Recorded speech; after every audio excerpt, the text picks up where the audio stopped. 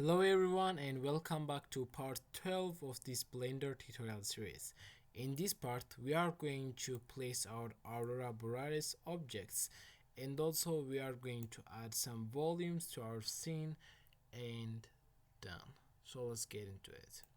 In the last part I told you that you have to duplicate your aurora borealis objects because they are going to look more realistic if you duplicate them and have another version of um, the original.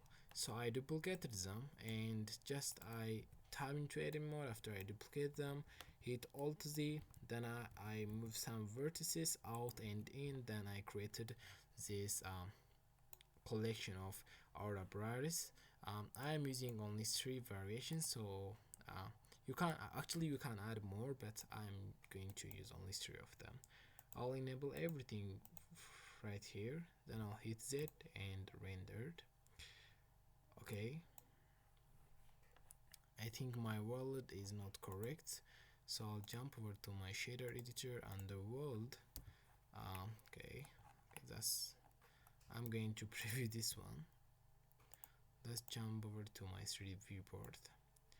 Then quickly I'm going to place the first one.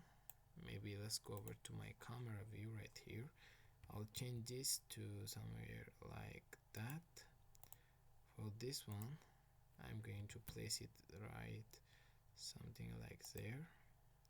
Then for this one I'll place it somewhere like this. Maybe let's push this thing out. I don't like it, so let's play around the positioning of them.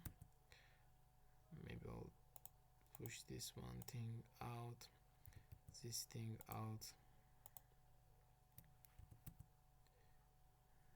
maybe something like this is nice.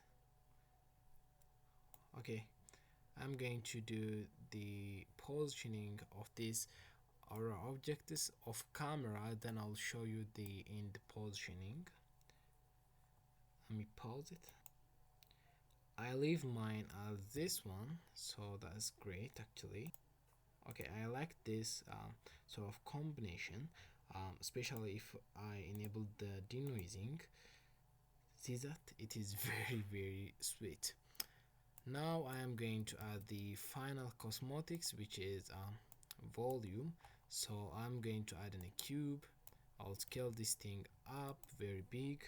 Then I'll under the object properties I'll change my viewport visibility to wire, so it is not obstructing my scene.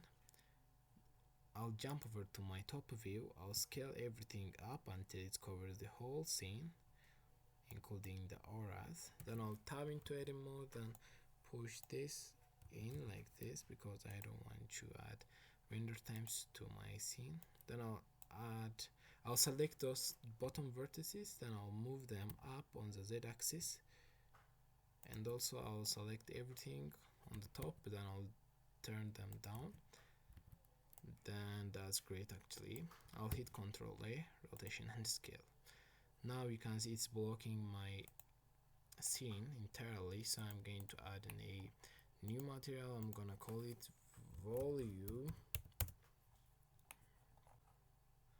I'm going to remove this and replace it with principled volume. Then I'll preview this one. I'll change my density to 0.001.